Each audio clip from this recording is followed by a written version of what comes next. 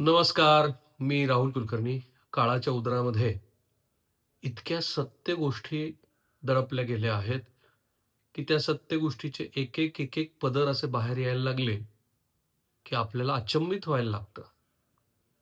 तुमच्या कल्पनेत तरी आहे का, की 60च्या दशकामध्ये चीननं अणुबॉम्बचा स्फोट केल्यामुळं अमेरिकेला असं वाटलं, की चीनवरती लक्ष ठेवण्यासाठी आपण एक प्लुटोनियमनी युक्त असलेलं असं एक उपकरण घ्यायचं, की जे उपकरण भारतातल्या क्रमांक 2च्या कारण कांचनजुंगा किंवा ज्याला आपण एव्हरेस्ट म्हणतो, त्याच्यानंतर दुसऱ्या क्रमांकाचं सर्वात उंच असलेलं बर्फाळ असं एक शिखर आहे, नंदादेवी.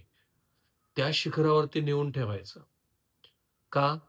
कारण प्लुटोनियम हे उष्णता तयार करेल आणि ते त्या उपकरणाला गती देत राहील, उष्णता पुरवत राहील, वीज तयार करेल आणि खरोखर भारतीय नौदल अधिकारी, की जो नौदल अधिकारी हा त्याच्या वयाच्या 7व्या वर्षापासनं नंदा देवीवरती जातोय किंवा त्याला एव्हरेस्टची, हिमालयाची माहिती आहे, त्याच्यासह अशी एक मिशन आखायची आणि खरोखरच तशी मिशन आखली गेली. मी भारत आणि चीन 1962 साली युद्ध जे झालं, त्याचं त्याच्या 50 वर्षाच्या निमित्तानं वार्तांकन करण्यासाठी हिमालयामध्ये गेलो होतो. सेला पास 14,000 फूट असलेला सेला पास आहे आणि तिथे माझा कॅमेरामन जेव्हा चालायला लागला, तेव्हा त्याला छातीमध्ये दुखायला लागलं आणि खालून तो जवान असा हात करतोय, असा हात करतोय, आमच्या लक्षातच येईना आणि हा खाली बसलाय.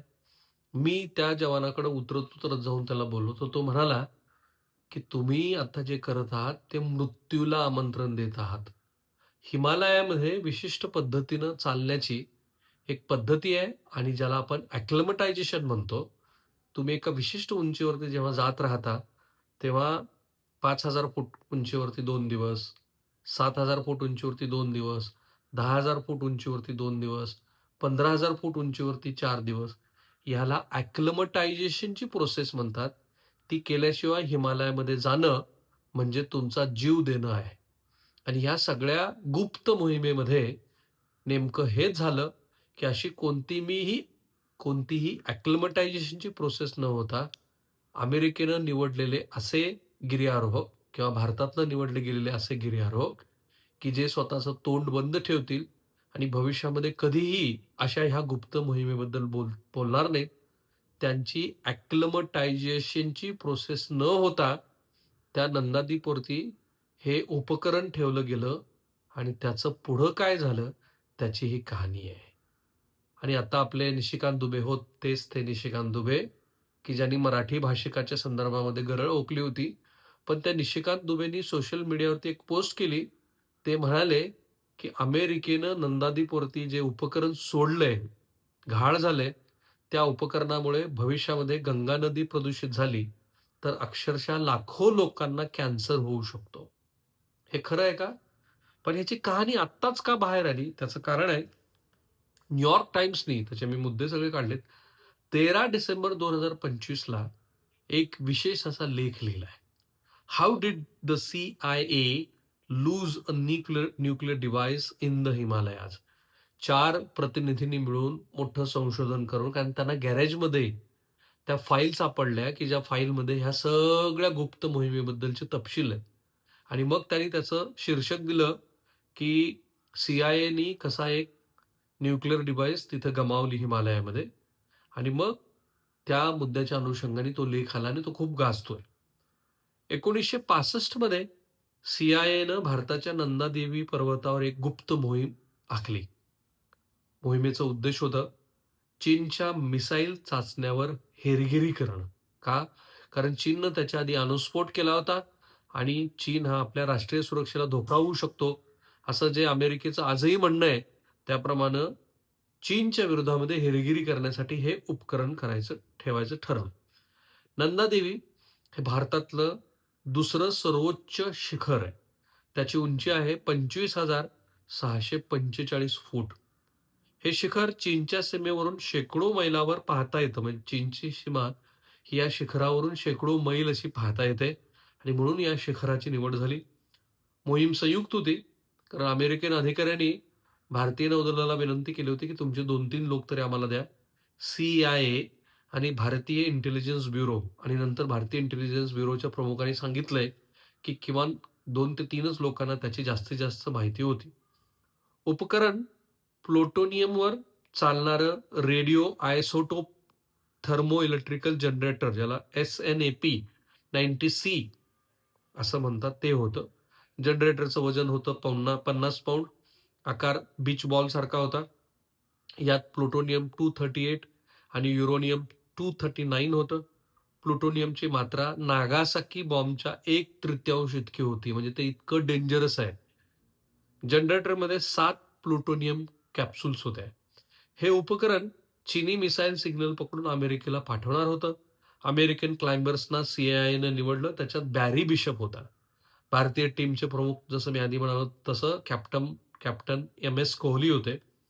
1964 मध्ये चीननं पहिली अणुबॉम्ब चाचणी केली होती.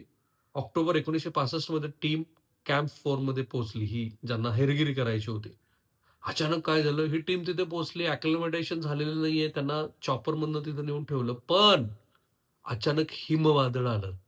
किती यावं ते हिमवादळ, तर त्यातले जे शेर्पा वगैरे आहेत आणि हे जे क्लाइंबर्स आहेत त्यांनी लिहिलं की आमच्या थाईपर्यंत म्हणजे जवळपास कमरेपर्यंत बर्फ आला होता आणि समोर कोण आहे ते सुद्धा आम्हाला दिसत नव्हतं. आणि मग कॅप्टन कोहलीनी ते बघितलं की वादळ येतंय. त्यांनी वॉकी-टॉकीवरती ओरडायला सुरुवात केली. "पळा, पळा, पळा, पळा! तातडीनं जे आहे उपकरण ते तिथंच टाका आणि पळा." आणि खरोखर तसं झालं. आणि मग कॅप्टन कोहलीच्या आदेशाप्रमाणे हे उपकरण बर्फाच्या एका लेजवर बांधून तिथं सोडण्यात आलं. ते आपल्याला पुढं परत मिळेल आणि मग हे सगळे लोक जीव वाचवत परत आले. आता हे उपकरण तिथंच आहे.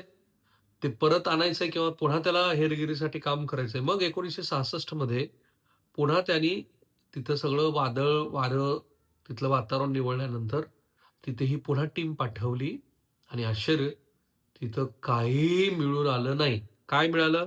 तर काही तारा आणि दोरीचे तुकडे सापडले. कारण त्यांनी तोपर्यंत स्कॅनर वगैरे सगळे घेऊन गेले होते आणि मग CIAला हे प्लुटोनियम हरवल्याचा धक्काच बसला. ही शोध मोहीम 1966 ते 68 पर्यंत चालली. काहीही सापडलं नाही. प्लुटोनियमची उष्णता बर्फ वितळवतं, त्यामुळं ते अधिकात अधिक खोल गेलं असावं, असं म्हटलं गेलं. नंदा ग्लेशियर गंगेच्या उगमाला जोडलेलं आहे. तिथले जे बर्फ आहेत, त्याच्यातनं पाणी वाहत, वाहत, वाहत गंगा नदीला येऊन ते मिळतं. त्यामुळं लाखो लोकांच्या पाण्यावरती भविष्यामध्ये जर हे रेडिओ ॲक्टिव्ह झालं, तर धोका आहे. खाली बंगाल, बिहारपर्यंत हे पाणी जातं. प्लुटोनियममुळं कर्करोग, यकृत, फुफ्सं, हाडं याचा होऊ शकतो. डर्टी बॉम्ब बनवता येऊ श ज कुणीतरी जर ते त्यांना सापडलं, तर त्याचा डर्टी बॉम्बसुद्धा बनवला जाऊ शकतो. अमेरिकन क्लाइंबर जिम मॅकर्थी यांना कर्करोग झाला होता आणि तो ह्या रेडिओ ॲक्टिव्ह उपकरणाच्याच बरोबर राहिल्यामुळं त्यांना संशय आहे. शेर्पांनी प्लुटोनियम कॅप्सूल जवळ ठेवून त्याची उष्णता सुद्धा घेतली होती. 1967-68 मध्ये दुसऱ्या शिखरावरती मात्र हे उपकरण हेरगिरीसाठी बसवलं गेलं, पण ते सुद्धा वितळलं. 1978 मध्ये हॉवर्ड कोहन ह्या पत्रकारानं ही बातमी लिहिली होती, पण त्यावेळेला त्यांनी कुणाचंही नाव घेतलं नाही. अमेरिकेचे राष्ट्राध्यक्ष जिमी कार्टर आणि भारतीय पंतप्रधान मोरारजी देसाई यांच्या दरम्यान चर्चा झाली आणि त्यांनी विनंती केली, की तुम्ही मोरारजी देसाईंना सांगितलं, की तुम्ही ह्या संदर्भामध्ये कुठेही वाच्यता करू नका. इंटरेस्टिंगली मोरारजी देसाई यांनी सभागृहामध्ये मी त्याची प्रत वाचली. निवेदन केलं, की असं काही झालंय का? पण त्यांनी कुठेही असं म्हटलं नाही, की हे उपकरण हे अशा पद्धतीनं गहाळ झालेलं आहे. कारण भारतामध्ये मोठा गदारोळ झाला. CIAवरती आरोप झाले. परंतु मग भारतानं भारतीय एक कमिटी स्थापन केली नेहमीप्रमाणे आणि ती कमिटीनं ह्या रेडिओ ॲक्टिव्ह उपकरणाचा किती धोका भारताला होईल, त्याचा अभ्यास केला आणि सांगितलं, की असा फारसा धोका नाही. पण दॅट डे ऑनवर्ड्स 1978 पासून ते आजपर्यंत नंदादेवीवरती कुठल्याही पर्यटकांना जाऊ दिलं जात नाही किंवा तिथं क्लाइम्बिंग करायला परवानगी नाही. त्यानंतर बरेच त्या संदर्भामध्ये आता हे 13 डिसेंबरला हा लेख आलाय म्हणून, परंतु त्याच्या आधी सुद्धा असं म्हणतायत की 2021 मध्ये लँडस्लाईडमध्ये 200 पेक्षा अधिकचे लोक तिथं वारले. त्यांनी काहींनी त्या जनरेटरला दोष दिलाय. वैज्ञानिक असं म्हणतात, की ग्लोबल वॉर्मिंगला हे एक उपकरण कारणीभूत असावं आणि आजही अमेरिकन सरकार त्याच्यावरती बोलत नाहीये. पण कॅप्टन कोहली आणि इतर मंडळींनी असं म्हटलंय, की ह्या उपकरणाच्या सगळ्या प्रकरणामध्ये अमेरिकेनं आम्हाला धोका दिला. त्याच्यात कोहलीनी ह्याच वर्षी जानेवारी महिन्यात जून महिन्यामध्ये त्यांचं निधन झालं. कोहलीनी असं म्हटलंय, की "जर मला कळलं असतं, की अशा पद्धतीनं पुढं किती मोठा धोका आहे, तर मी कदाचित हे उपकरण तिथं ठेवून यायला परवानगीच दिली नसती." म्हणून मी म्हटलं, की ते उपकरण गायब आहे. हिरोशिमा आणि नागासाकीवरती बॉम्ब हल्ला झाला होता. त्याच्या 1/3 एवढं प्लुटोनियम त्याच्यामध्ये आहे. आणि म्हणून काळाच्या उदरामध्ये दडलेलं हे जे गुपित आहे, ते गुपित नव्याने न्यूयॉर्क टाइम्सने प्रकाशित केलं. कारण मी म्हणालो तसं गॅरेजमध्ये त्याच्या फाईल सापडल्या. आणि जे अमेरिकन सरकार पारदर्शीपणाबद्दल जगाला ज्ञानाचे धडे देत असतं, त्या अमेरिकन सरकारने याच्याबद्दल आजपर्यंत आळीमिळी गुपचिळी घेतलेली आहे. हे इतकं इंटरेस्टिंग आहे आणि म्हणून त्याचे नवीन तपशील आणखी आले, की तेही मी तुमच्यासमोर मांडेन आणि हे समजून घेण्याचा प्रयत्न करेन, की तेव्हा जे प्लुटोनियमचं उपकरण वापरायचं ठरलं होतं, हे अर्थात नंतर सॅटेलाईट आल्यामुळं अमेरिकेने ते बंद केलं. पण तुम्ही इमॅजिन करा, की तेव्हा स्कॅनर होतं, तेव्हा प्लुटोनियमचा वापर करून वीज निर्मिती करून अमेरिका छोट्या-छोट्या उपकरणातनं असं करत होती. तेव्हा त्यांचं तंत्रज्ञान आज 2025 मध्ये किती प्रगत असेल. थांबूया आपण.